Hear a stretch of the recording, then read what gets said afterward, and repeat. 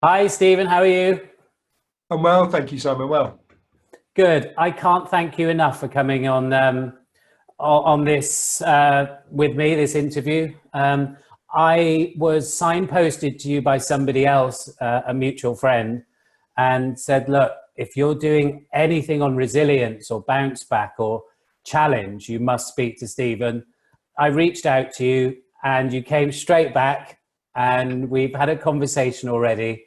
So thank you. I've pressed record, and now is the time that I would like you to tell everyone what we spoke about in a bid to, heighten the profile of you, which is someone who has done something amazing and carries on doing amazing things to this day. So what I'd like to do, Stephen, is take you back, if that's all right. We're just going to get straight into it. I know you're comfortable with that. And there was a particular day in your life that changed your life that has led to everything since. And I'm wondering if we could rewind, if that's okay for you to talk in as much detail as you like, on what started as a very normal day and then what happened after. sure, happy to. So yeah, we rewind 4 years nearly, June 2016. I was working as the head of recruitment for investment management at a huge bank called the Bank of New York Mellon, the eighth largest house in the world, actually, so significant size. I used to look after Europe, Middle East, and Africa for them. And I was talked into a charity bike ride called Ride London, which is effectively a 100-mile cycle around London streets, up into the Surrey Hills and back again. And one of the guys on my team, who he's a bit of an Iron Man kind of guy, and he said to me, "Look, I've done the London Marathon, I've done Tough Mudder, I've done all these things. The one thing that's really challenging to get into is Ride London. So do you want to get involved?" And of course, me being me, I said, "Yeah, okay, let's give it a go." I'm not that alpha guy, I'm not that Iron Man, but I do like, and I've always liked challenges. I always like to challenge myself. So I thought we'd give it a go, and I agreed. I then did what every self-respecting boy should do and bought the most expensive carbon fiber bike I could find and color-coded my helmet with my shoes, yeah, all the important stuff. And bought more Lycra than was reasonable for a man of my age, which I still have, actually, only for special occasions now. And I won't ask. and I set about training. So I headed down to his house in June, and I was on my way down there, 6:30 in the morning, fairly early morning. Nothing special about it. It was a clear day. It was just a regular day. And we were going to do the 10-mile commute from our house our houses in Woolwich to Blackfriars, where we worked. And this one particular morning, I was cycling down, and that's when it happened. Unfortunately, I cycled into a barrier that I didn't see until it was too late. And as I approached that barrier, I slammed my brakes on, but I was traveling too quickly for that to really have any effect. And I slammed into that barrier. I went over the top. I landed on my head. And as I landed on my head, I sustained a spinal cord injury literally in the middle of my neck. So I dislocated my neck. I snapped the ligament on the back. I dislocated my neck, and I gave myself a spinal cord injury, which left me immediately paralyzed from the neck down. Very scary, you can imagine. I find it hard to imagine. Yes, I think it's a lot of people's worst nightmare. I mean, you were trained in this as well, weren't you? You knew what might have happened to you through some education that you had when you were younger. Yeah, I did. I was, my mum's an osteopath, so I've always been in and around kind of human body related stuff. When I was training, when I was doing my A-levels, I trained as a sports injuries therapist, and I used to run a weekend clinic. So I was doing sports injury therapy and massage myself professionally whilst I was studying at school, and then on into university, and even whilst I got my first job as a trainee fund manager on a weekend, I was still a masser. So I kind of had an experience around that, and my degree was in human biology. So yeah, I knew about bodies. I know about bodies. I was fairly body aware. So as I hit the ground, I thought I'd smashed my face. I felt my cheek really sore. I now know that obviously I had sensation above the point of injury, but I had nothing below it. But I didn't realise that at the time. So as I was lying there on my face in the grit, I reached up to my face to kind of, like you do, the first thing you do when you hurt yourself is rub it, right? I reached up to my face and went to put my hand on my cheek, and nothing happened. There was no movement. And I thought, it was a kind of strange moment that I didn't really know what had happened, but I know what I wanted to do didn't happen. And that was incredibly worrying. So I tried again. And as I reached up again to touch my face, again, nothing happened. So yeah, that was the point where I realized that without any power or ability to move below my neck, that I'd faced something, that I was facing paralysis. Yeah, at that point, I kind of knew that I'd seriously damaged myself, and that it could well be something very serious for a long time. So, Stephen, though, but you must have been in pain as well. You're already thinking what could and couldn't be wrong with you. I mean, just talk back to the second you saw the barrier. Did you just before you hit it? I did just before I hit it, yeah. I was running a software called Strava, which tracks your speed and things like that. If I look back at that Strava, I can see that by the time I actually hit the barrier, I was only traveling at 8 miles an hour.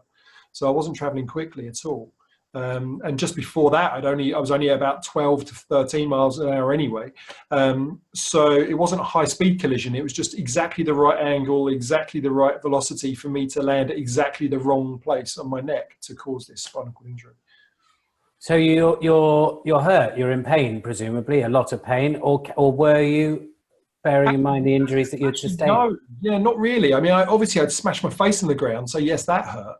But other than, I mean, we've all done that, right? We've all fallen over and shaken ourselves. So I kind of had that level of pain, but I didn't feel anything below my neck. And it was only when I realized what happened that I started to think about the rest of my body. And as I started to think about the rest of my body, it was odd, actually. It felt like I was kind of sticking out of the ground like a javelin, like a 45-degree angle. It's really odd.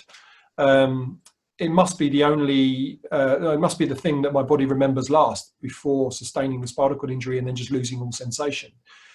So for me, it was a bit strange. It was like I was arrow straight, like my arms by my side and my toes pointed out like some sort of crazy skydiver. Is he saying that's because it was the point of? Are you saying that's because it was the point of trajectory that your body remembered last? I mean, I don't know for sure, but I think that makes sense to me, that my body has a proprioception. Proprioception is your body knows where it is in time and space most of the time. And then before my impact happened, that would have been the last thing that it kind of remembered. So it felt to me like I was hovering out the ground. It was really strange. In reality, I was there with my face on the ground, my backpack on the back of my head, my arms out to the side, my bum in the air. I was a mess on the floor, but it didn't feel like that at the time. So there wasn't any pain to answer the question, other than this face, really. But the pain wasn't the problem. The sheer rising panic of not being able to move was the real shocker. And then also on top of that, after I realized I couldn't help myself, I had to call out for help. It's 6:30 in the morning. I'm down by the pen. There's not a lot of people around. And I shouted help. And as I shouted help, I had that moment that is almost like archetypal nightmare situation where you open your mouth and nothing came out. I've had those nightmares. I know exactly where you are. Yeah. And nothing came out at all. And that was really scary too. And then again, that didn't aid this rising panic that was coming up into my chest. And so I shouted again, only this time I was able to muster enough for a little bit of air to come out and make a bit of a noise. It wasn't particularly loud, but at least it was a noise. And that actually had some level of comfort, actually, that I could make a noise. I later found out that the level of injury that I have actually affects my diaphragm as well. So I should have been alive just long enough for that last breath of air to have kept me alive before the lights go dim and then it's game over. But for whatever reason, that didn't happen, and my diaphragm did continue to keep me alive, albeit very shallow breathing, but it did keep me ventilated. And it was at that point where there were actually, totally coincidentally, 2 runners that happened to be going nearby. They came over and found me. Well, they thought they'd found a dead body because I was there slumped on the ground in a very unseemly way, looking like a guy who'd broken his neck. They come running over. And it was interesting, actually, at that point, because that was the time. I would say this is one of the turning points in my life, actually, generally. But certainly in that situation, whilst I was lying on the ground and that rising panic was rising up into my chest and up into my throat, and I could feel myself, like physically, I could feel myself panicking. I said to myself, stop. That's not going to help you. Panicking now won't help your situation. So weirdly, I don't quite know how even, but I kind of dissociated from it a little and just pushed it away. I refused to accept that panic as a tool. And in fact, I saw it as something that would be deleterious to me. So I put it to one side and I went into kind of management mode, kind of coping mode. So these two runners ran over. I later found out one was called Camilla, the first lady that approached me. And she came over and I said, come here, I need you over here. I'm literally laying on the ground with my face on the side. I've got the weight of the bag on the back of my neck and I can't move. And I'm looking up at her. And I said, I didn't know she was called Camilla then, but I said that I need you to phone my wife. I need you to, her name's Helen and her surname, and this is her phone number. I need you to tell her that I've had an accident. I'm going to be going to hospital, but not to worry. I'm going to be okay, but she needs to come along to the hospital and I'll see her there. And so she set about doing like actioning that element. And then I pulled her friend to one side and said, look, you come here. I need you to phone the ambulance. I need you to tell them this is my name. This is what I've done. I think I might have a spinal cord injury. So I need you to tell them exactly what's happened. And so she went off and did her thing as well. So it was really interesting that there I was laying on the ground, the most vulnerable that I've ever been.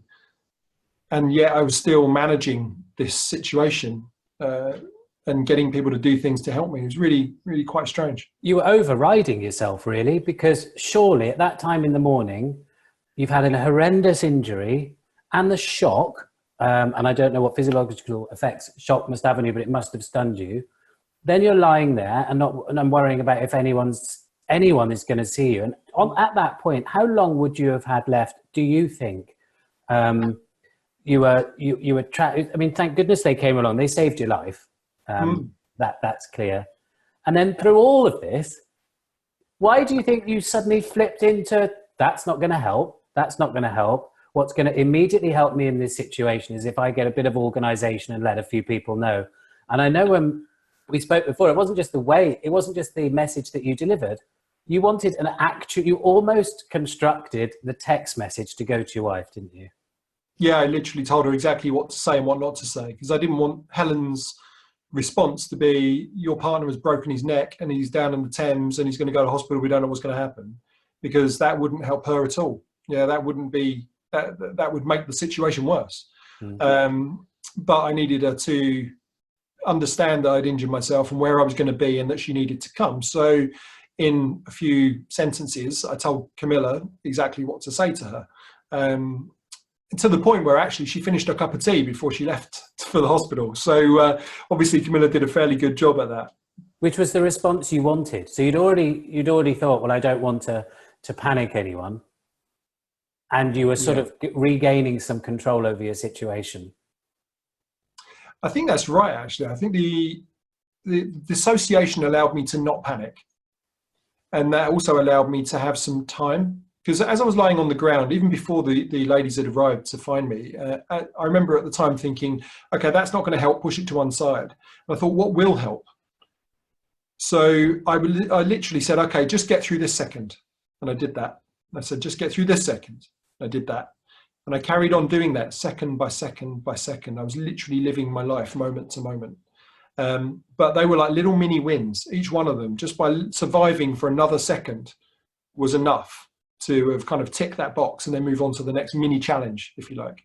And those seconds became minutes, living minute to minute, and then that became living hour to hour later. And obviously there's more to the story before we get there. But yeah, ultimately I started to stretch out that time frame to continue to have those mini goals, those mini challenges, and reward myself with survival, effectively. It started at breathing, then it started at shouting, then it started at organizing. I mean, you even to a point told them the coordinates of where you were almost, didn't you? So that they could let people know where to find you. Yeah, exactly. They weren't from that area. They'd run through it. So I had to tell them exactly which road I was on and that sort of stuff. What do you think it is about your character that made you, or do you think anyone in that situation, we talk about that strength you find sometimes that only that situation would bring. I think you referred to, mothers when they're protecting their children and that inner strength and that core. Or is there anything about you as a person that was able to put everything to one side? Where did you find that strength from? It's a good question, and I don't know the answer entirely. I would say that I'm a relatively resilient person per se. So I've been through other things in my past where I've had the ability to react in a certain way that's been beneficial, although nothing anywhere near as extreme as this. But I would say that I don't consider myself special. I don't think you need special DNA to act in that way. I think ordinary people do extraordinary things. And as you referred to, we spoke about mothers lifting cars off of babies and stuff, and it happens. And actually, it reminds me of a Facebook post that I saw a little while ago. I don't live my life by motivational quotes, but this one really resonated with me. And it said, "You find out how strong you are when strong's your only option." And sorry, say that again. Say that again for me. I love a quote. The quote was that you find out how strong you are when strong is your only option. Wow. And it really hit home for me because it spoke to that very moment. I could do nothing. It was my only option was to survive. My only option was to manage that situation and get out of that situation somehow. And that was when I managed to dissociate from the panic and move away from the things that would be harmful and call into question and call into action the things that would be helpful. Is that because, and I'm just thinking this out loud, because everything else was so irrelevant that your brain took over your body and just said, you don't need anything else. This is what you need. This is the toolkit you need. I mean, we always talk about small steps for a challenge, and we'll come on to your challenges later, but they're the smallest steps you'll ever take, surely, second by second. They are, but aren't they probably the most incredibly important? So the size of a step doesn't underlie how important that step is. The second by second, we've had many seconds in the course of this conversation, none of which are particularly, in and of themselves, particularly important, but depends on the scenario. And in my scenario, as we're discussing here, each one of those seconds was everything. It was all time within each second. And that's when it became very important to get through those seconds, because it wasn't just about me. You become very tunnel visioned at that point, right? The whole world, they talk about slow motion car accidents and things like that.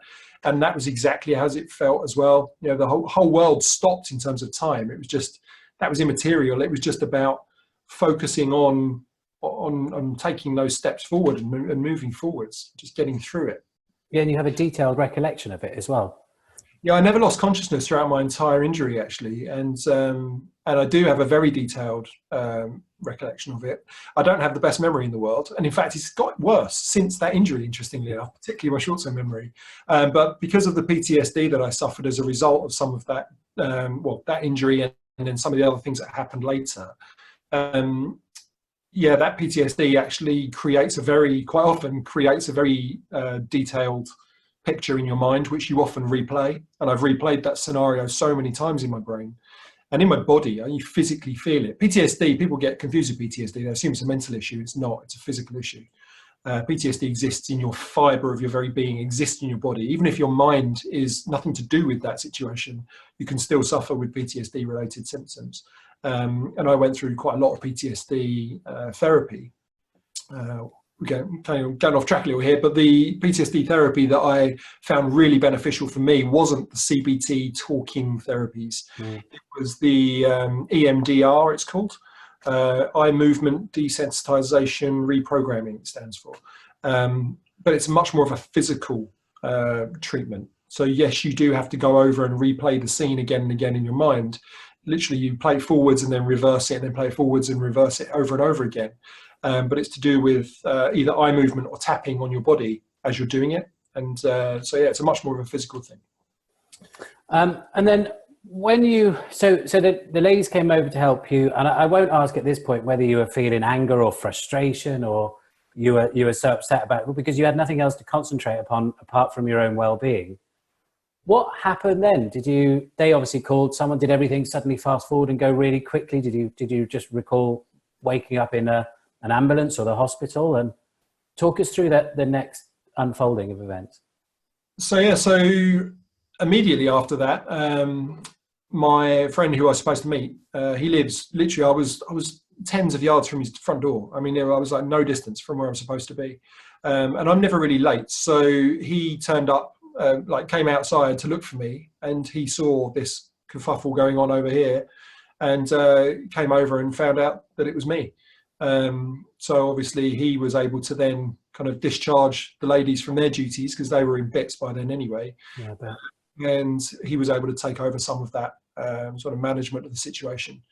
For instance, I laugh about it now, but it wasn't funny at the time. I was wearing a helmet, as every good cyclist should. Wear helmets, boys and girls.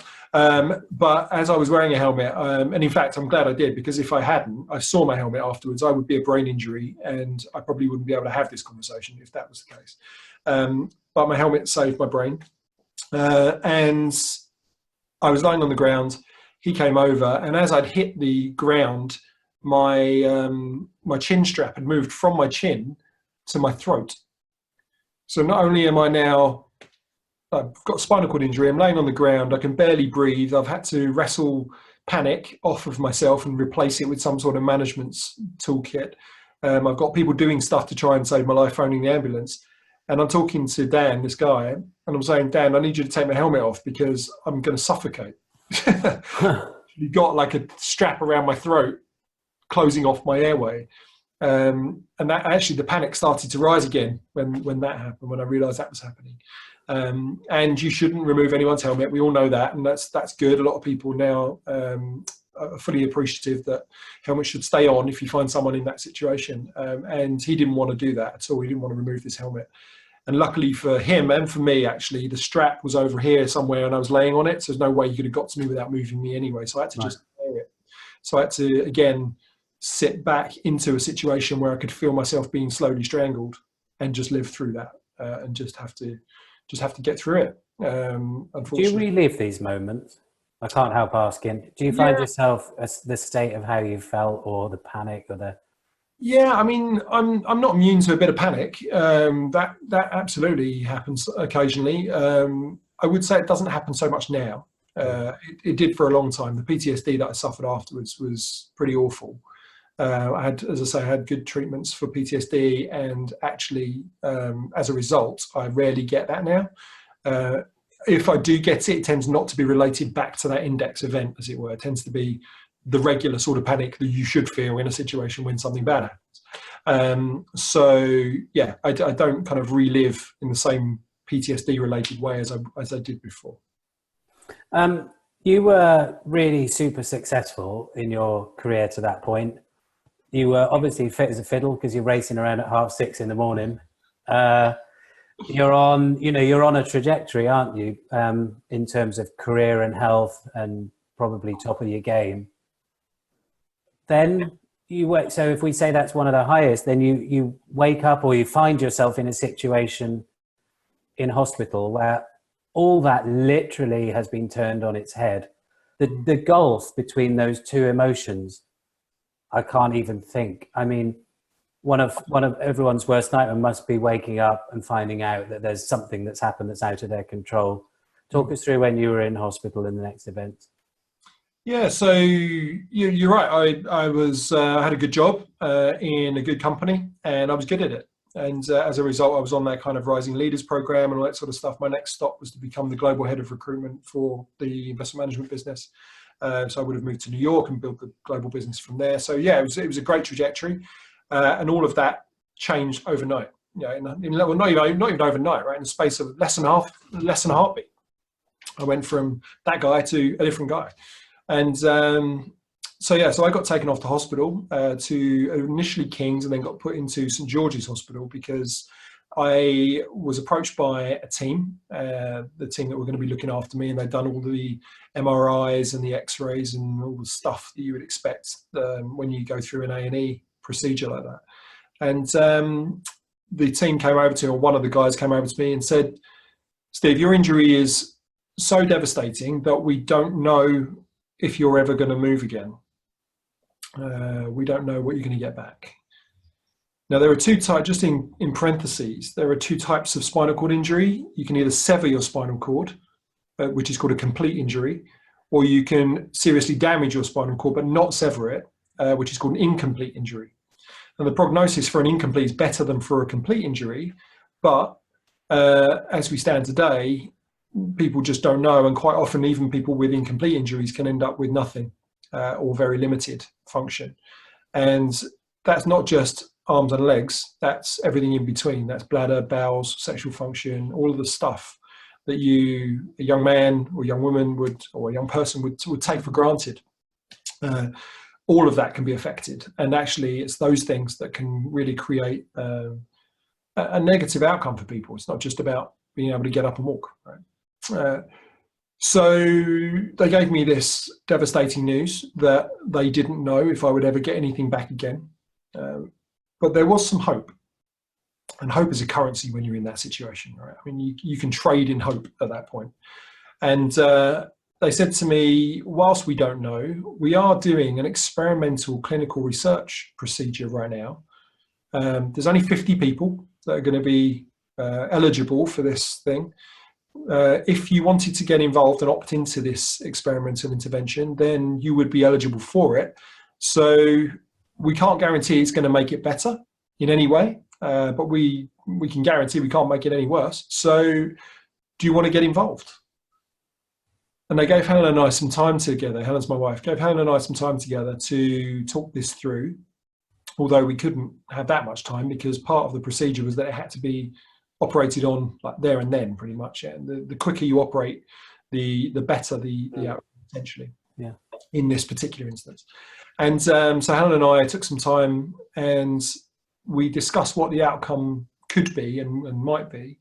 And I said, look, frankly, if I'm going to be driving around in a power chair with my mouth for the rest of my life at 37, I don't really want that for me.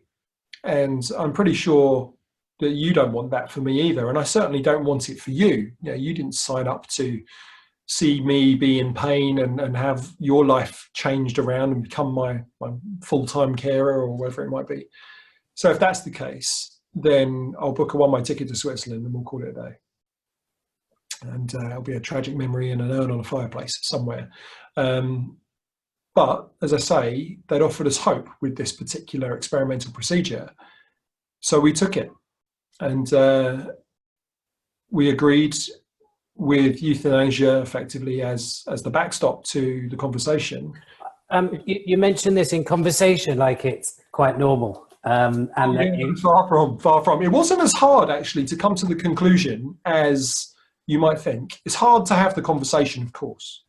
But when we were faced with the options, which were very limited really, as far as we were concerned, then actually the discussion was a painful one, a difficult one, but to reach the answer wasn't as difficult as you might expect because it's quite binary. You're either into that as a solution or you're out of that as a solution. And so we came to that conclusion fairly quickly that would be the kind of the last card.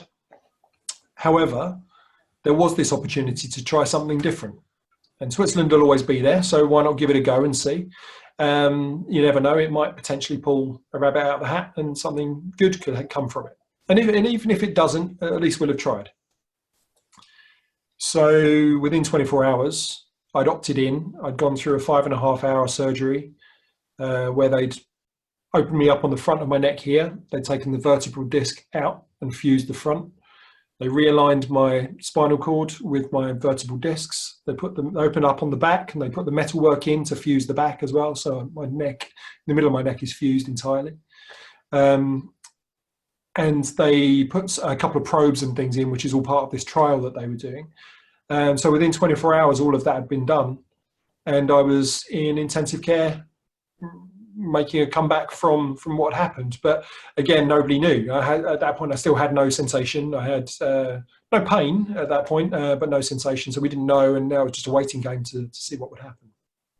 And then I'm sure the question on everyone's mind is how did you get your movement back? How did you recover? What was that period like? And I'm asking because still everything is slightly irrelevant apart from your own self-improvement, your day by day, once you were second by second. Now, how were you monitoring? You must have had some amazing moments when things started to work again. Did you? Yeah, absolutely. So me being, we started at the top of this conversation about challenge. My challenge after the injury was just to survive second by second. And challenge for me is really important. I think it's not just goals, it's actually taking ambitious goals and then working out what steps you need to take to get to those ambitious goals. I'm very mindful that challenge is only a series of small wins. Yeah, big goals, big things don't happen. Small wins happen, and ultimately you get there by taking that last small win towards what was an ambitious goal before. And so I was going through my mini challenges second by second, surviving on the ground, and then I got into intensive care. I had a conversation with Helen on day 2, and I was lying there, and as I started to get some sensation back, I can only describe that sensation as like being on fire. Initially, I had what's called hypersensitivity. So it was a neural hypersensitivity. So my neurons started to fire up and started to come back online. That was a very weird sensation when that started to happen for the first time, because you don't realize what's not there until they start to come back. And then you suddenly realize not what you had, because I never got all of it back. I still had patchy sensation now, but I started to have neurons fire up again. And between my chest down to my waist and then down both arms, it came on in a fairly short space of time, this hypersensitivity. And as I say, it was so intensely, think of it as like the worst pins and needles you've ever had. I was going to say, what does it feel? What does it feel like? I was trying to imagine. No, think of it as like the worst pins and needles you've ever had, and then times that by 10. It's just like intense pain 24/7 under the skin. It's like crawling under your skin, but like with razor blades. It's just so intensely sharp and painful. Was there, I'm not being funny, was there a bit of you that thought, I'm glad I can feel that pain because it means something's happening? Exactly that. Yeah, right. Exactly that. So whenever anybody says to me, how did you feel about that? That's exactly my answer. I had nothing and now I have something, and that's a win. Now this something is incredibly painful, and I'm going to have to learn to get through this, because potentially this could be the rest of my life like this. And that would be just incredible. This was a 10 out of 10 pain. I mean, this was a serious pain. So I was lying there in bed in pain, on fire. And I spoke, my wife was by my bedside in intensive care, and in most of the people in intensive care actually tended to be sort of unconscious, just waiting to die a lot of the time. But obviously I was fully conscious, so we could actually have a proper conversation. And I turned to Helen and I opened one eye and I said to her, Helen, what's 200 days from now? And she went, 200 days? I don't know, worked it all out and went, it's December the 22nd, why is that? I went, give me Christmas Day and I'll be back to normal. And I closed my little eye and I went back to my world of pain, being on fire. And I used that promise to Helen as my daily motivation to get better, to take little win upon little win, to try and fail 1,000 times a day, just to try and get something back.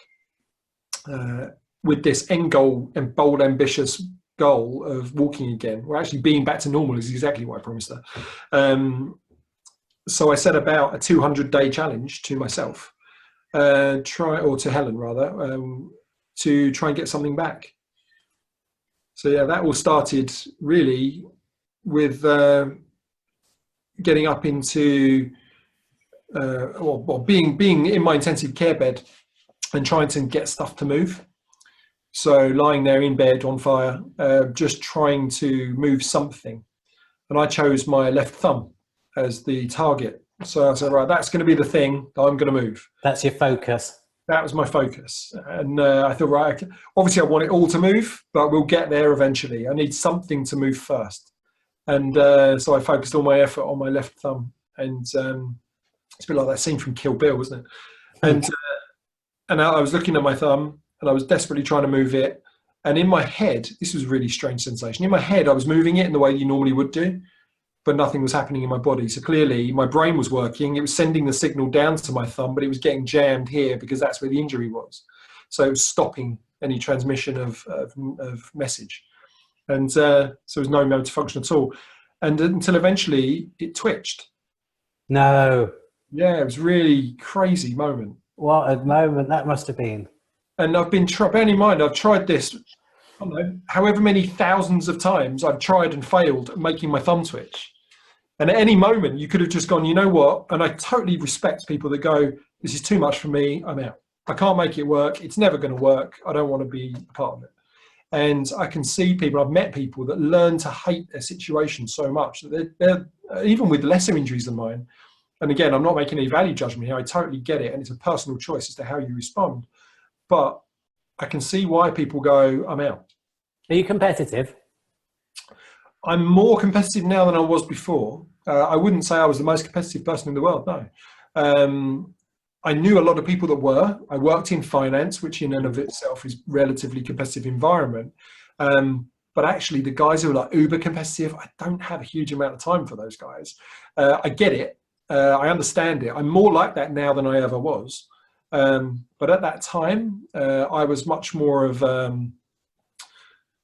be good. You know, don't do it unless you're going to be good at doing it. But I didn't need to be the guy that went home with the medal at the end of it all. No, but there was nothing stopping you from making your thumb twitch and no, exactly. But in this situation, by making my thumb twitch, I'm winning that medal, right? Yeah. Ultimately, that's my mini challenge that I'd overcome.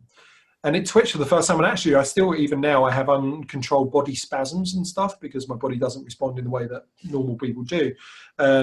However, well, I suppose it's normal for quadriplegics, but seeing my thumb twitch and then trying to make that happen again and failing again and again until eventually it twitched again. I was like, hold on, this isn't a spasm. This is me. I'm doing this. That was an incredible moment that spurred me on and gave me fuel to be able to go, okay, let's keep moving that thumb, but let's try and add in something else. And then it kind of went from there. I almost feel like cheering you on.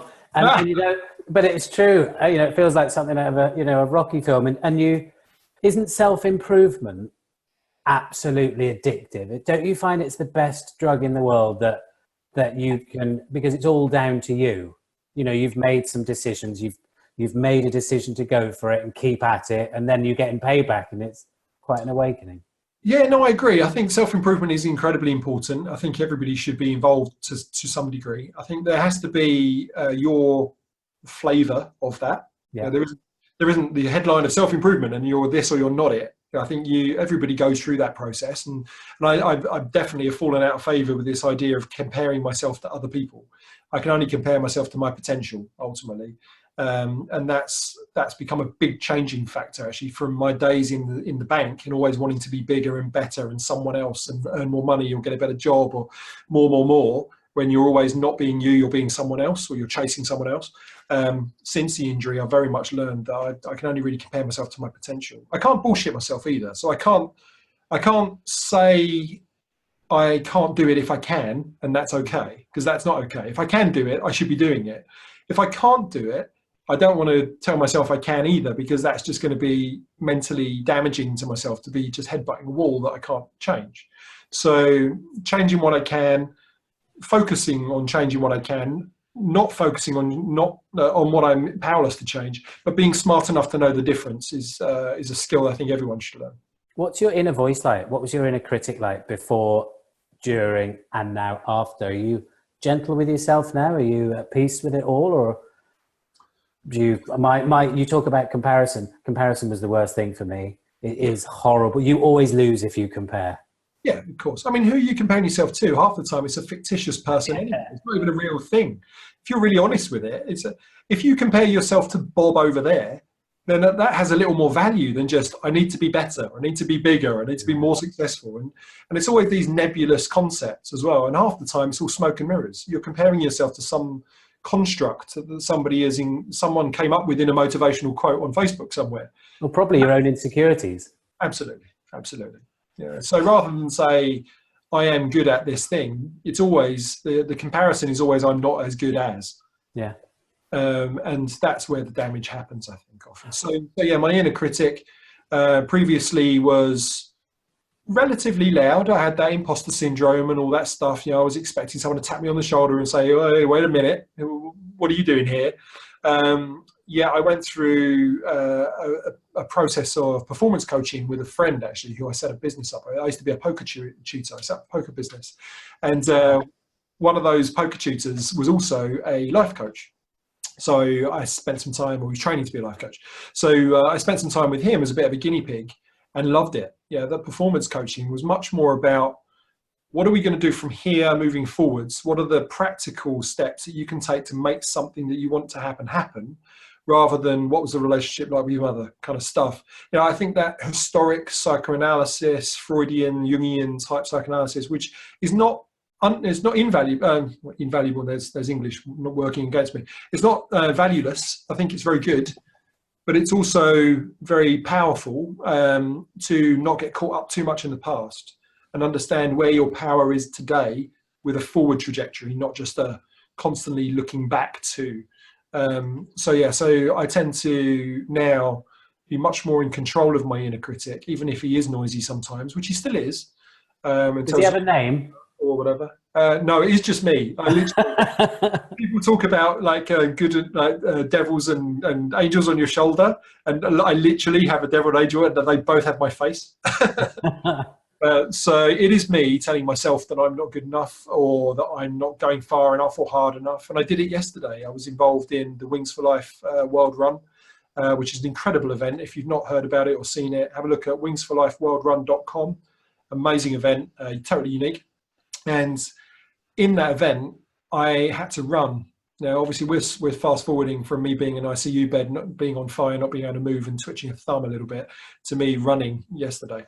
So there's a story in between there. But it's all the way through that run, my inner critic was saying, "You need to stop. You need to rest. Don't do this. Be careful of that bit. What's happening? Why are you doing this?" Constantly. And I'm having to constantly put him in check, and then constantly answer him as well. But I tend to answer him with the positive reasons. As long as my positive reasons are louder than my negative reasons, then I keep running. I relate to this. I don't know if I told you, and I certainly won't bore you now. This will be some other time, but there were 25 minutes that changed my life when I was doing a 5, a 10, a 20K run. And my mind, I got so annoyed. This is after a period of a year and a half, by the way, of whatever. And it kept saying, "You can't do another 5, you can't do it." And I was so fed up. I did the other 5, and then I did another 5 to 30 to bully my own mind, which I saw as a bully. And I thought, no, I'm not just beating you, I'm bullying you. And once I did that 30K, which was 10K more than I'd ever done, and I did it just to annoy myself, it was a weird feeling. It changed my life, because once you know your mind is wrong, when it's talking to you again, it's like, "Oh, shut up. You were wrong that time. You didn't know what you were talking about." Now, you throw in about this run, and please give us the name of the charity again, because I've seen 3 challenges, and I'm sure there's more that you've done for this charity, and the importance that you place on them. So Wings for Life is the name of the charity. In fact, you'll see them up here. Yeah. So Wings for Life are a spinal cord injury foundation. And the reason that they're important to me is that I'm going to take you back to the hospital bed, and we had the experimental intervention, one of 50 people. I was number 47. Right. 50. And I went through that process. I then set about the challenge and the promise to my wife that I'd walk again. And I specifically wanted to take the Christmas turkey to the Christmas table. That was one of my big goals I wanted to do. And the reason Wings for Life are very special to me is that Wings for Life were the Spinal Cord Injury Foundation that have a real singular mission.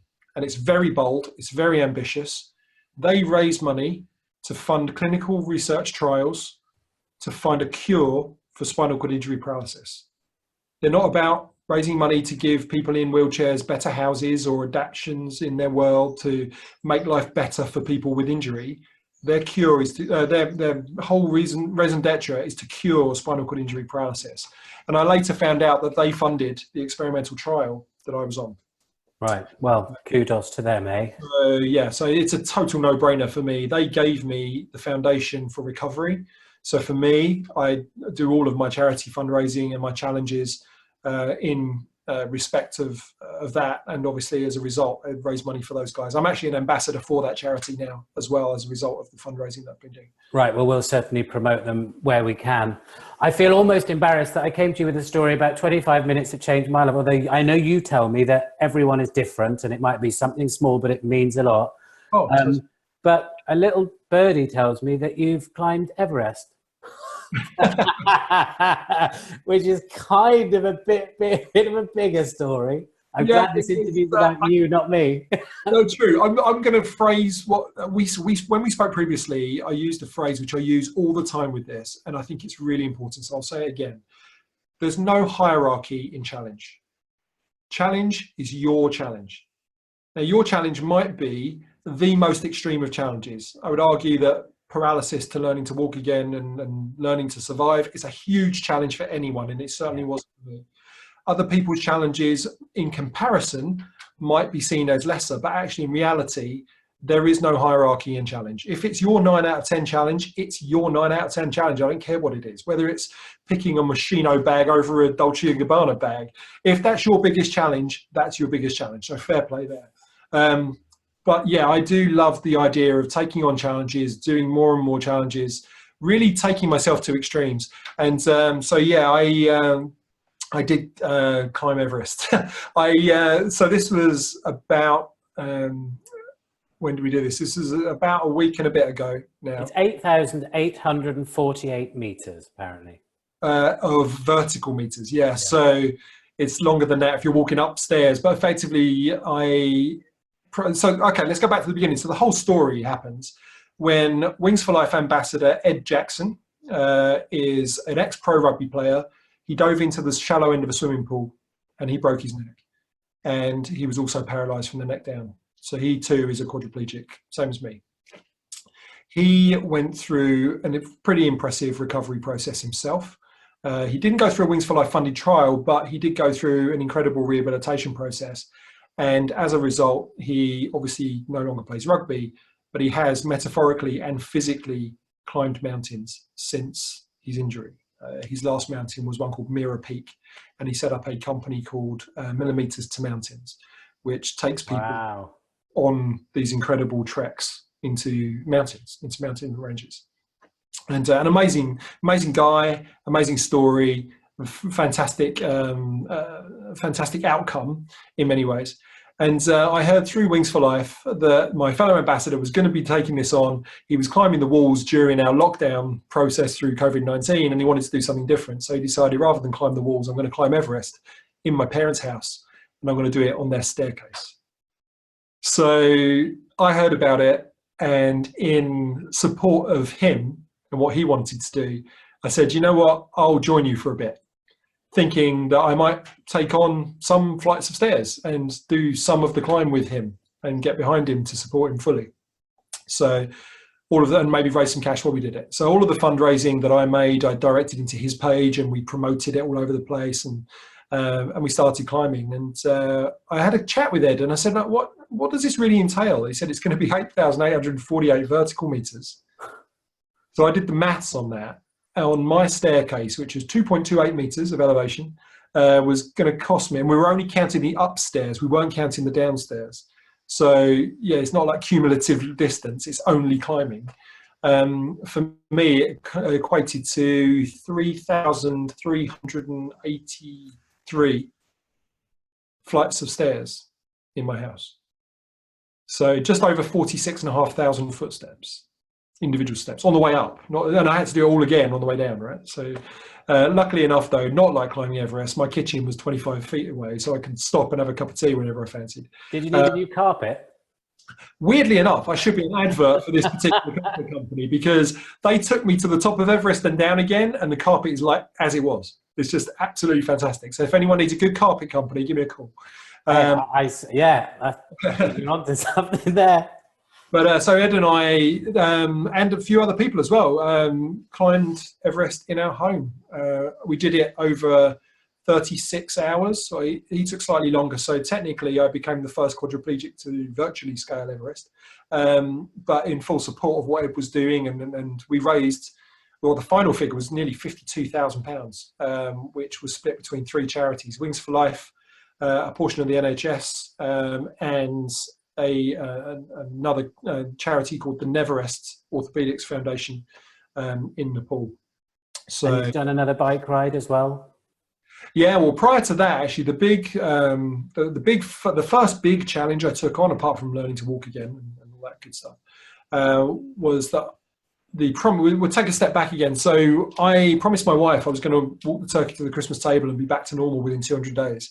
And I set about a whole bunch of challenge and training and physio. I was doing 5 hours a day, 4 days a week in physio. Crazy, spent all our money doing all sorts of crazy physio. And Christmas Day rolls around, 2016, in our house, 200 days later, and there's a short video. I could send it to you if it's useful to integrate into this conversation, of me walking the turkey to the Christmas table. And Wow. it was bigger than Christmas Day, you can imagine. I was able to hold the tray, and that's no small feat because I'm still paralysed in my hands in many ways. Carry a relatively heavy bird from one room to another and take it directly. It was something really fundamentally kind of benchmarking my success as to where I come from and where I was by being able to do that. You know, it's such an archetypal moment, being able to supply food to your family, and I don't mean to be kind of masculine, feminine roles about it all, but that kind of, there's something deeply in me that went, as a guy, it was really important for me to be able to take food to the table, at the Christmas table, with my family around, and do that stuff. And I did. I was able to get it there. Don't have to justify anything about that. What's important, like you've just said, what's important to you is what's important to you. Absolutely. That's part of well-being, is realizing what makes us tick and not having to make excuses for it. Yeah. I take my hat off to you. I want that video. I want to put a soundtrack behind it. I want special effects. I want things coming in. It comes with a bit of a mascara warning, I think. So you might not need a soundtrack, because it's definitely, I think the moment itself, it was filmed on an iPhone. So you are in the room with me, literally. We can't air this without that video now. It would leave everyone incredibly disappointed. But yeah, so it was an amazing time. And but me being me, I've gone from total paralysis, neck down paralysis, head on a pillow, nothing but a pair of eyes looking up at ceiling tiles in a hospital ward, to being able to walk a Christmas turkey to the table. And then I had a day off because I'd been working pretty hard for this last 6 months. And then I announced to the internet, before I told my wife, which is always a bad idea, never doing that. I announced to the internet that I was going to get back on the same bike that I fell from. And I was going to cycle the 100 miles I didn't get to cycle because of the injury. And I was going to do it 200 days from now. So that became known as the hashtag 200 days challenge. And I started training towards trying to get back on my bike. And my wife came down from upstairs, having seen it on Facebook, and went, Steve, what the is this? You got anything to tell me? Yeah, exactly. Removed all the expletives. And I said, no, don't worry, I've got a plan. I'm going to get back on the bike, yeah, but I'm going to do it on a static bike. I'm going to do it on a turbo trainer, which is, for those who don't know, you basically lift your back wheel. So you can cycle on the spot effectively and do the same distance without going anywhere. So I don't have to go on the roads. I don't have to go outside. I can do it in our kitchen. It'll be fine. But it was important to me to do the race that I never got to do. And so, yeah, I set about training for the hashtag 200 days challenge. And actually, it was only through that process that I started talking to a few different people about getting some sponsorship and some media and stuff like that behind it to kind of raise some money for somebody. Didn't know who at that point. And it was purely by coincidence that I picked up the phone to Wings for Life. And I said to their CEO, bear in mind I was a headhunter, so it's my job to be able to get in front of CEOs fairly easily. I got to the phone call with the CEO of Wings for Life and one of the other people and said, this is me, this is what happened to me.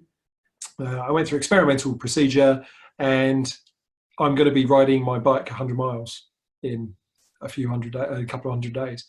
Do you want to be involved? And they said, wait a minute, is this the St. George's Hospital trial called iScope under Professor Papadopoulos? It was to do with pressure. I went, oh, do you know it? I went, do we know it? We funded it. Oh. So there was this serendipitous moment where I picked up the phone to the CEO of a company that had funded the very trial that had allowed me to even consider doing an insane challenge like the 200 days challenge.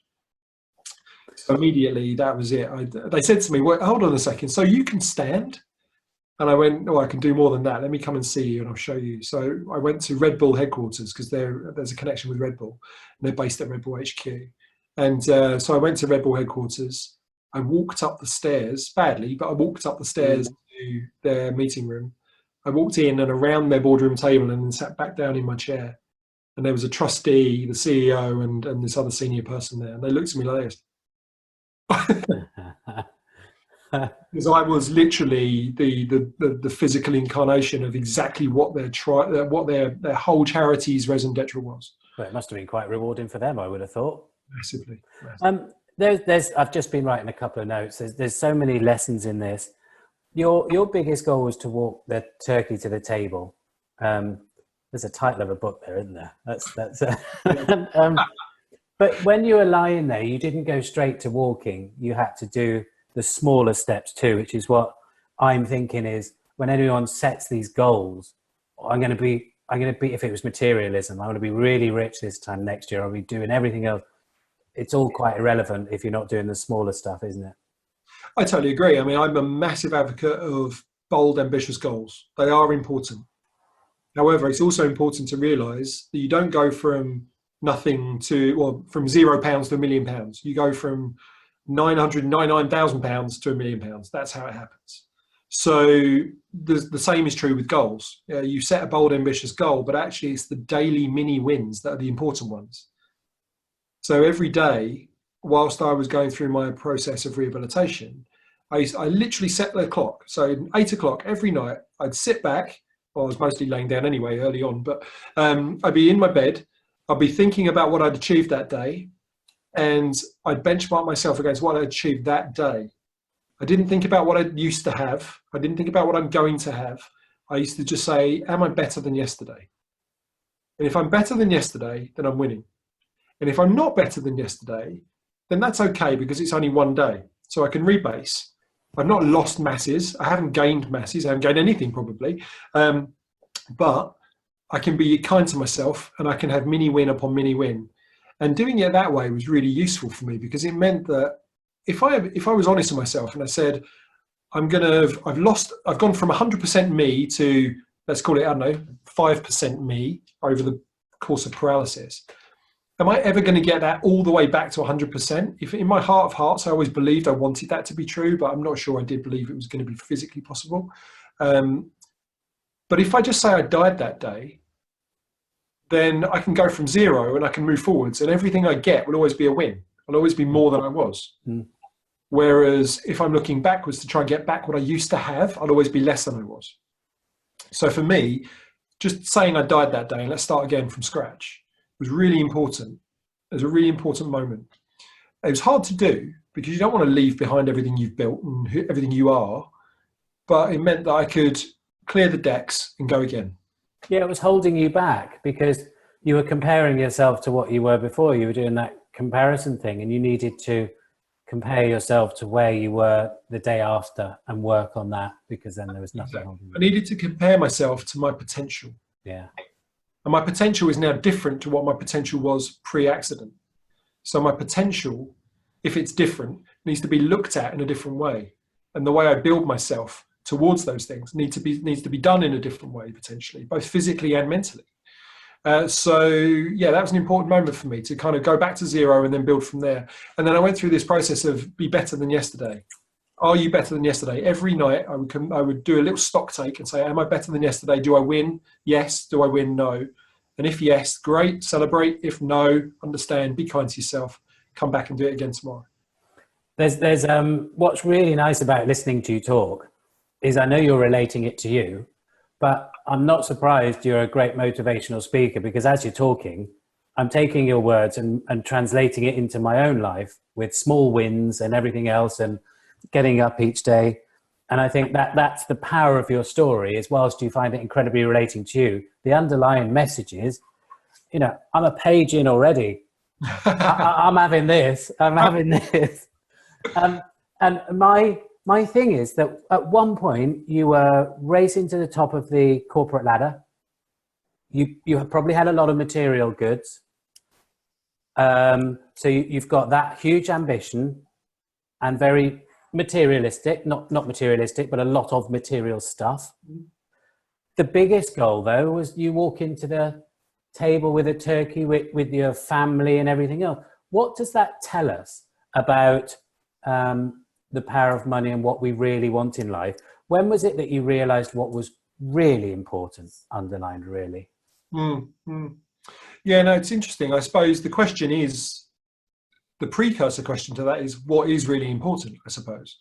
And for me, if I look back on my career, financial services and recruitment career, and even my entrepreneurial careers, the things that stood out for me there the most were, or how I tell you what, this is what it is. It's about success. It's about how you define success. So I was driven by being successful. I couldn't define to you probably in any significant way what success was, but I knew I didn't have it, no matter how much success I had. I knew that I wanted more of it, but I didn't really know what size and shape it was, or what it felt like. So it's that nebulous comparison, chasing chickens and not really catching anything, but spending a lot of energy and time doing it. And I was spending a hell of a lot of time. I was doing my 14-hour days. You know, we spoke on the phone about the longest standing people in an office tends to be, well, certainly in my bank, tended to be recruitment and accounting and finance. And it was a guy called Gareth in finance and me often. And we'd sit in this big open plan office of 500 desks. And then they'd have those sensor lights, you know, so if you walk past, it would come on and there'd just be two lights on. There would be Gareth's light over here and a pool of light. There'd be my light and a pool of light in this sea of darkness. And we'd be there till 11 o'clock at night. Yeah, it's just ridiculous. Until sometimes the cleaners would come and go and we'd still be there. Yeah, it's just ridiculous. And so understanding what success was really crucial. So then I used to define success as more insert whatever it is that you're after, more money, more houses, more cars, more holidays, more whatever. Now I define success as having options, choosing or having choice, choosing to be able to do or not do something. That's where I see myself as successful now. If I can decide that I want to go to an expensive restaurant, or I want to take my wife out for a date somewhere, or we want to book a holiday or buy a car. If I can do that, and I can choose for that to happen, then I feel successful now. If I can't, then I feel less than successful. But it's not about stuff. It's more about the people around me, the choices that I have to be able to get up and go and have a shower and all the things that were taken away from me when I didn't have those choices. You know, without getting too base about it, even things like ablutions, you know, choosing when you go to the loo. It was taken away from me. You know, the hospital owned my body. They owned what happened to me. So I was in my body, but it wasn't my body anymore. My wife lost my body when I went into hospital. So all of that sort of stuff is now the important stuff. Yeah, it's now about time with people. It's now about helping those around us. You know, I never really did that much charity work before the injury. Mostly because I always kind of followed that ridiculous dream of charity starts at home. Make sure you've got everything you need. And because you never felt like you had enough, you never had enough time for other people or to do things outside. Whereas now I probably spend 25% of my time working for Wings for Life or other charities, helping other people do their thing, setting them up in their challenges to try and help them achieve things. So yeah, now I think success is defined differently for me. Yeah, and you mentioned your wife then. Obviously, there are two parts to this whole thing, isn't there? One is you can't control it, but you're in this situation. And often it's the person watching what's happening to someone else is the one that's grieving and breaking. And you've got a lot to be grateful for, I'm sure, in your wife. Oh, absolutely. Helen's been my rock throughout this. And interestingly, has also needed me to be her rock. Even whilst I was in my hospital bed, not being able to move. A lot of people feel that social pressure when something like this happens, that they have to be the one who stands by their person and does everything for them and has to be strong. I hate that word strong. Subjective, is isn't so loaded. Society tells you that strong means that you just cope with everything that's thrown at you, and you talk loudly, puff your chest out. Yeah, exactly. You just did it. Doesn't mean that nothing can touch you, and that you can add value to everybody else without ever needing anything yourself. It's total rubbish. But unfortunately, society peddles it that way. So yeah, she has been my rock. But equally, I'm very mindful I had to be her rock. There were some challenging times, actually. Where my question is, when was the darkest time?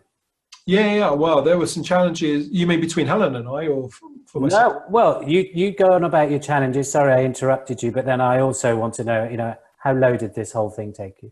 Oh yeah, I've shed more than my fair share of tears. The perfect example actually is a guy called Osdean Julien, who unfortunately, because of the pressures put upon our nursing staff at the moment, has now decided he's not going to be an intensive care nurse anymore. And all of us lose because of people like Julian leaving the service. But at that time, he was my intensive care nurse. And he said to me, Steve, you're an optimistic guy. I've seen you in intensive care. You've only been here a few days. You've got the most awful things happen to you, but you do it with a smile on your face, and you're surrounded by people, and you're entertaining people and all this sort of stuff.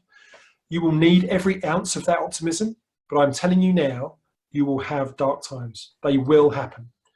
And they'll probably happen at 4 o'clock in the morning, because that's when all the bad stuff happens. Nothing good happens at 4 a.m. And when that happens, how are you going to cope? And it was a real sideswipe question, because it was so direct. And I had to believe him, because he's the expert. He tells me what's happening. I'm just visiting ICU. He's there every day. Mm-hmm. And I didn't know the answer to the question. And he said, well, I'll tell you what you're going to do. You're going to practice how to cope with those down times in the good times. So when it's dark, and it will be dark, and no one will be there to help you, and no one will be there to care for you necessarily, you'll have to do a lot of this yourself. What you're going to do is, in the good times, you're going to practice, like muscle memory, you're going to practice some tools that you'll be able to use and administer yourself to get yourself out of those situations. We explored that, actually, and they became known as my rope ladders. And the way they operated was that I needed more than one, because if one failed, then I needed to have backups, plan Bs, if you like. Mm-hmm. And those rope ladders are going to be, put yourself in a situation where you've practiced something that gives you a reason to get out of that situation so many times that it just becomes natural for you to deploy it, like muscle memory. And so for me, I chose 3 things. The first thing was a historic memory. I have a granddaughter who's 9 years old now. She was 5 at the time. And we've got a very tactile relationship, which we lost immediately as soon as I broke my neck, obviously. So I had to think back to a time where she and I were playing in the field, and I could feel the grass, I could feel the sun on my skin, I could feel the weight of her body as we kind of wrestled about and played like you do with your kids. And I had that as a memory, and I could, even though I couldn't feel it physically in my body, I could feel it, if you know what I mean. I do, yeah. So I had that as a past memory, and I played that out time and time again, and I wanted to get back to that. So that gave me a good reason to not be in that dark space, because that was where I wanted to go. It was a happy place. My second one was a future memory, I called it, because your body doesn't know the difference between past and future memories anyway. So effectively, you get the same chemical release on a future memory, a fictitious memory, a visualization, if you will, that you do with a past memory. So I pictured that turkey to the table. I pictured myself fulfilling this promise to my wife that I was going to get better, that I was going to walk again. I was going to be standing in my kitchen. I could feel the weight of that turkey in my hand. I could feel my foot, feel the wind in my face as I'm walking down the corridor, and I could hear people cheering and stuff as I walk into the dining room. And none of these 2 major things cost any money, apart from the turkey itself. Feeling the sun and the grass and your granddaughter and the feeling of acclaim you get when you walk in that, it just shows, doesn't it? Are we onto something here? Absolutely. I mean, it was, the power of visualization was incredible. As I say, it was effectively the same as a past memory in terms of what it did for my body. So that was good. So that was my second. And then my third was to be very mindful. And I took myself out of my body. I stood next to my bed, looking down upon myself in my bed, taking note of the cardiac machines around me beeping and whizzing and whirring and making the noises that they do. It's quite a noisy place, intensive care. No wonder people are awake all the bloody time.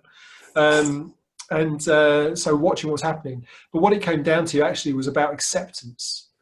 It wasn't about wishing it was different or the future, like projecting yourself in the future or pushing yourself into the past. It was about being there in the moment. And a lot of stuff is said about mindfulness, and I'm a big buyer of mindfulness, not necessarily all of the various ways in which it's dressed up for commercial gain a lot of the time. But I think there's a moment for me where I was able to not give up, but accept what happened. And that gave me a moment of calm. You know, I wasn't anxious about the future or depressed about the past. I was very much in the moment and accepting the situation so that I could go, okay, this is what it is. And it comes down back to what we were saying earlier about understanding what you can change, understanding what you can't change, but being smart enough to know the difference. Yeah, so I'm smiling because obviously Wellity is a well-being platform. And if we can change any person's life, started with my own experiences, we're hearing yours and we're hearing others, and the lessons that you've just been talking about are invaluable, is that anxiety is this horrible panic about the future. That's what I thought. I was fast forwarding everything so quickly, coming to the worst case scenario before I could even finish and get myself all worked up. And depression is in the past because it's just worrying about stuff there and I didn't do anything or something that's happened. But well-being is found in the present. And that's the only thing you can change. That's that second by second. It's the only thing that we can do. So I would go so far on that very point as to say it's the only thing that's real. Yeah, that's right. Future doesn't exist. It's not a place. You can't go there. The past happened and you can't go there either. So the only thing, and that's a memory now, that's a painting on a wall effectively. So the only thing that's real is right now. It's this very second. Even the beginning of this conversation is no longer accessible. So it's the very second, although I do get the irony that this will be recorded and then played later. But this very second that you and I are speaking to one another, this is the only thing that's real. So if you can accept this as the reality, then that is actually relieves you of a lot of the pressures that past and future demand. Yeah, so give us a takeaway then, because you've been to so many depths that, well, I suppose you just did. It is in the present, isn't it? I mean, I think we said when we spoke to somewhere, if you could go back and change everything that happened, would you, or what have you found? I know you mentioned a couple of things that you found since the accident that has given you a greater sense of fulfillment that perhaps you wouldn't have seen when you were in that race up the corporate ladder. Yeah, I mean, it's a difficult question in some ways. Would I go back and not break my neck? Absolutely. However, I would love to go back with the knowledge that I've had since. And I don't think you need, maybe this is the thing. You don't need to break your neck to learn lessons from people that have. What have you learned? For me, I've learned what success really is. I've learned what's important to me. And I've learned how much potency I have as an individual, which is different to my inner critic. You know, my potency far outweighs my belief in my potency. And when I go through my challenges, whether it be the 200 days challenge on the bike, I'm looking at the bike right now, so I'm smart. Whether it be the 200 days challenge on the bike, whether it be climbing Everest in my stairs at home, I learned to ski after my paralysis for the first time. I did the world run literally yesterday, but then again for the first time last year, when it was the first time I'd run at all since my injury. I didn't even know if I was going to do it at all, and I managed to run 7K. There was some just challenges that I would otherwise believe to be impossible for someone with my degree of mobility and paralysis. Yet there I am doing those things, and I think for me, the one thing that I really learned as well is that it's really valuable to give you 100%, but not kill yourself that your 100% is worse than somebody else's 100%. Because again, it's got to be up to you. It's got to be against you. And even your 100% will change day upon day. So my 100% today is pretty good. I give my 100% today, and I can achieve some stuff. My 100% tomorrow might only be 20% of what it is today, but that's okay because that'll be 100% of tomorrow. So I've got to be okay as long as I'm not fooling myself and just phoning it in.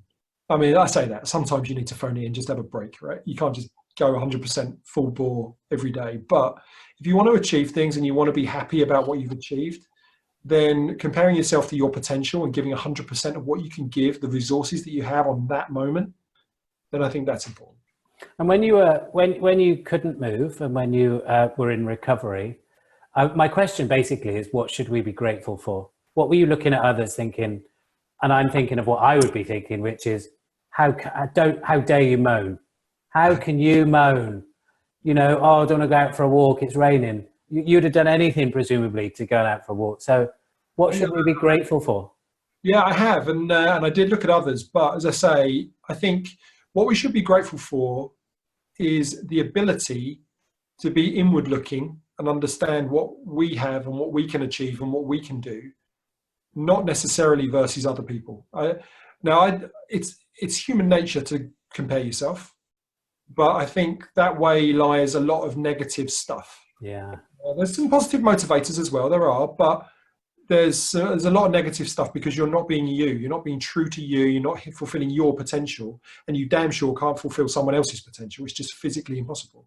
So not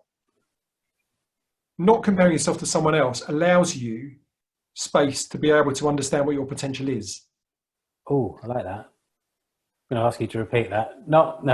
That was good. Other people allows you space to understand what your potential is. And yeah, then otherwise you're looking at theirs. So once you understand what your potential is, then you've got a bit of a roadmap. Then it's down to you. How much of that map do you want to color in? But at least you have a map about what you can achieve, which is not. Maybe we look at other people sometimes and actually we're just trying to find an excuse, for a reason why not to do it ourselves. Oh, I totally agree. I mean, do I wake up every day and go, I don't have that on my shoulder? Of course I do. Yeah, and there's loads of stuff that I go, oh, Steve, this is too much for you. Yeah. And sometimes it wins. Sometimes I don't do the things I should do, or I tell myself I can't do them. And that's why when we said earlier about understanding what you can do, understanding what you can't do, but being smart enough to know the difference is really important. All right, here's your question for 10. What is your definition of well-being? My definition of well-being. So I think for me, it's going to be like an empowered and positive control over your physical and mental state. So health gets bandied around a lot. I don't know if I would use the word health per se, but state I like, because that could be any of those things. That's your moment. But having a positive, empowered control over that situation, I think, is good well-being. The opposite is true. Okay, thank you. And that varies with everyone. So I'm getting to learn different definitions. One of the last questions then, because we said we were going to talk before, I knew this would happen. I find it so easy to talk to you and listen to your story. How are we changing in relation to well-being now in current circumstances, in the situation we all find ourselves in? To give it some context around COVID-19, what do you think will be the commercial response, bearing in mind you've been very high up in an incredibly stressful industry, sales, where your game face has to be up here, even if you're down there, that draw to get you up there.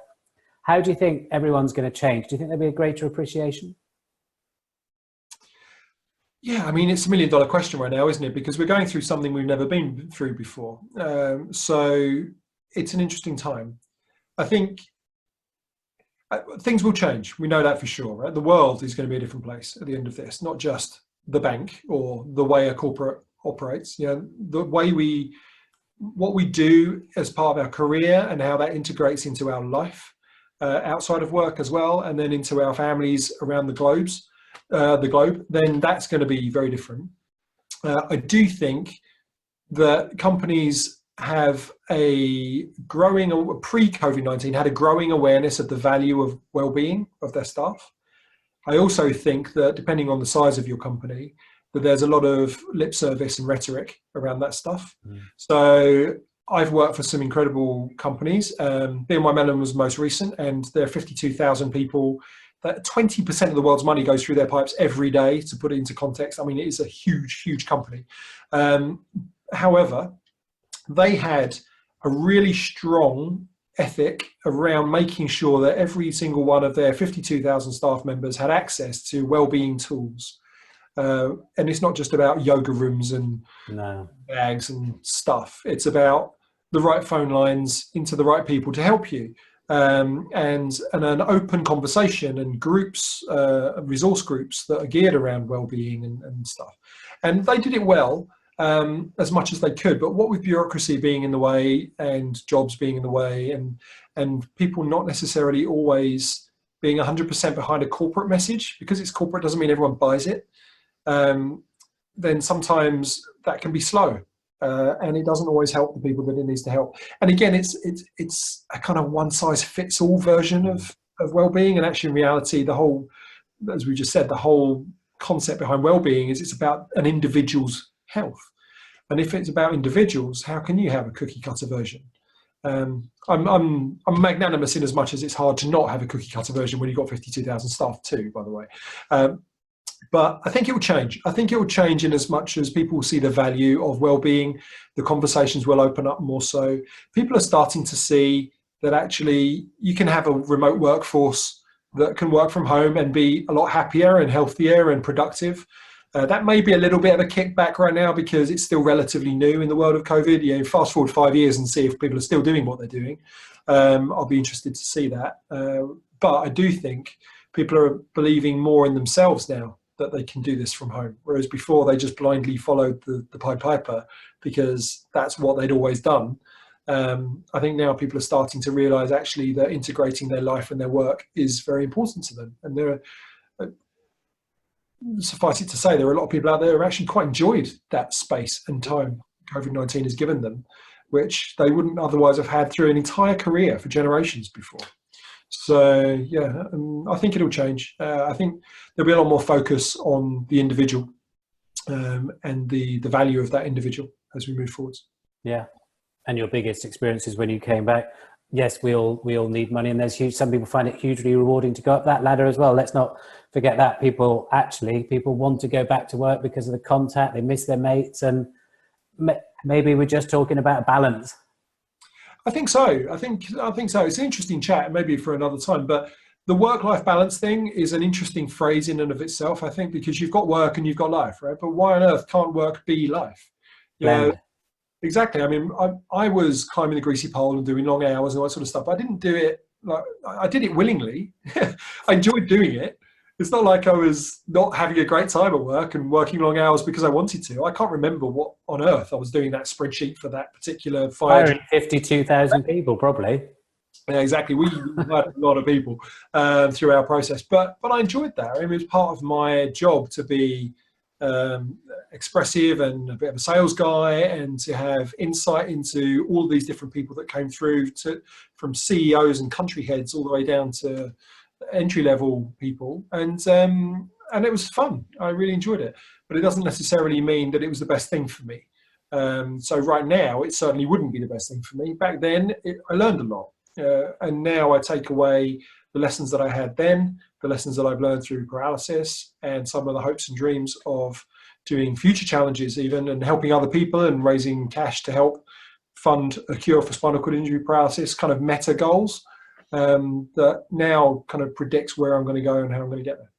Not quite where you go, not quite sure where you go after Everest, but do you know what? I'm going to watch with a very, very keen eye. Now that we've connected. A few lines in the fire, irons in the fire, lines in the water on a few interesting challenges. Watch this space. Yeah, and if we can help in any way, your story is one of motivation. It also just teaches you the power of life and what you do and don't need, and what was most important to you when you were on your knees. What the first thing that you went to. I can't help but feel incredibly motivated, because everything you've said, I've listened to it from your point of view, but also translated it into my own life. And that's why people, I'm sure, will be trying to find you. Now, where do they find you? where can they hear more? How can they get hold of you? How can they book you? How can their companies hear more of you? Yeah, so I have a look at stephendowd.com. There's a website there with a little bit more information about the backstory, and you can communicate directly through the website and drop me an email that way, or just give me a call. I'm all over LinkedIn often, so feel free to send me an email if that works for you. But yeah, no, I'm really enjoying the motivational speaking side of things at the moment. That's become a real focus for me of late. It means that I can tell my story, but in a way that it's not really about me, because it is about you. As you rightly say, there's no point listening to an inspirational guy talk about his story that helped him. You want to hear a story that's unusual and exciting in some ways, and certainly motivational, that reflects some of the key challenges that you're facing. And if some of those key challenges you're facing also come with a toolkit as to how you might take on things like challenge or forced change or crisis resilience, which are the things that I speak about most often, then that can be really helpful to you or to your team or to your business. Yeah, great. Well, look, I've enjoyed every minute. Was there anything else you wanted to add at all before we go wrap up? No, only thank you for letting me be involved. Hopefully we'll see Wellity go through your own challenges and come out on top. And yeah, look forward to watching the journey. I'm sure it will. Thank you ever so much for being a part of it. My pleasure, son. I can't bring in.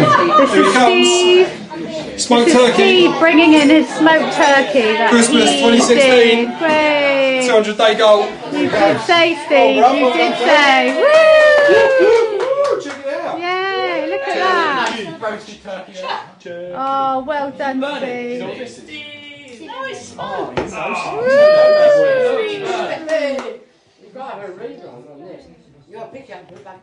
what can you say? You said you would do it, and you've done it, haven't you? 200 days. Yeah, That's the one. you rocked it, Steve. Well done. Team Steve. Well Hashtag done. Team Steve. Well done, Steve. Woo! Thank you. Remember what was? Then he just picked that turkey up. Do it again.